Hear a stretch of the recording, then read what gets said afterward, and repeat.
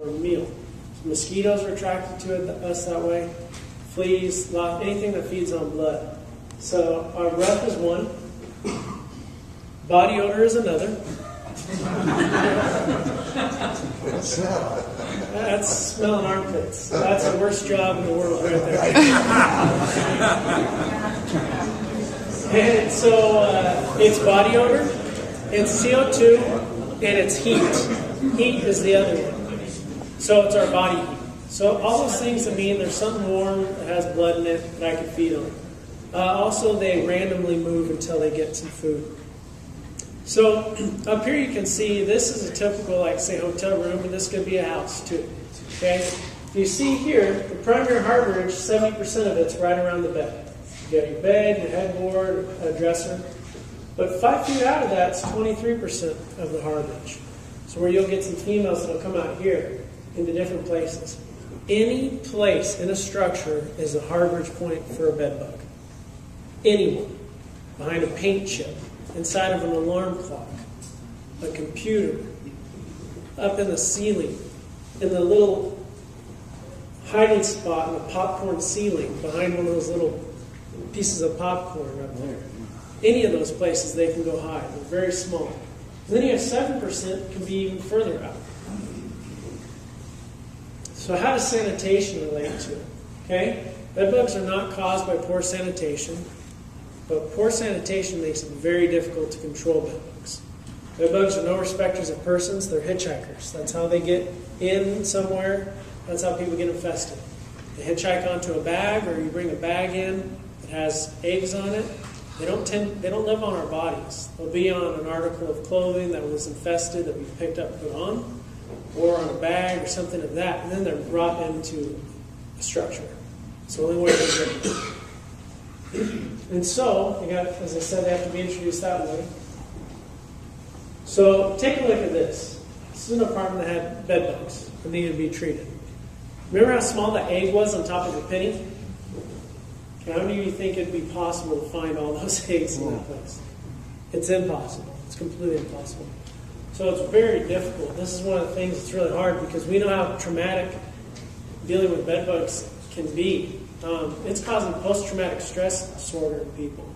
These aren't like having fleas, which some people have, which are really annoying, but you deal with them. Or having ticks in your house even. There's something about this thing feeding on you when you're asleep and then waking up and not seeing it, but having the bites, that is very, very traumatic to people. It causes all kinds of interruptions in our life. And when we go into a place and we understand that, and then we see this, it's very hard because we want to be able to help them, but there's nothing we can do when a place is in this state. So, bed bugs, do they have to carry diseases? No. They haven't been shown to transmit disease. They are shown that they do carry disease. They carry quite a few different pathogens, but they don't transmit them. Why that is, we're not entirely sure. There are a lot of insects that transmit disease. The pathogens or the different organisms that they give to us live in their salivary glands. But with bed bugs, we're not sure if that's the case exactly. We don't know why, but they aren't showing to transmit disease, so that's a good thing. But the average time that people takes for them to notice there's an infestation is 3 months. Okay? These things hide. They don't want to be seen at all.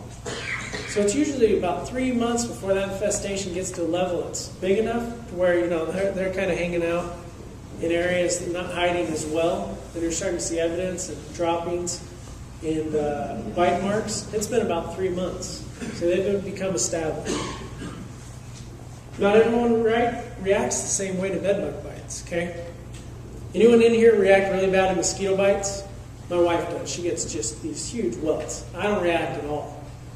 Okay? Myself, I have to feed a colony, which we brought in here today, so if you want to take a look at the bed bugs, I have to feed them to keep them alive. They're fed through a screen and a little tube. But it takes me about 2 weeks whenever I feed for a reaction to show. So, myself, say if I stayed at a hotel that had bed bugs and I never saw them, I could be bit. 2 weeks later, I could be sleeping in my own house, wake up in the morning and have reactions. most common assumption would be, oh, that came from my house. But it could have been from 2 weeks ago. So now I want to react to this thing. Tend to be red itchy welts that appear next to each other, oftentimes in a line.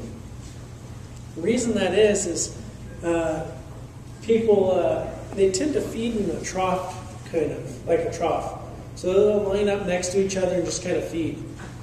And if, say, I was laying in bed and the bed bugs, the thymotrophic, which means they like to have tactile sense on their body. They don't like to be out in the open. They want something touching them.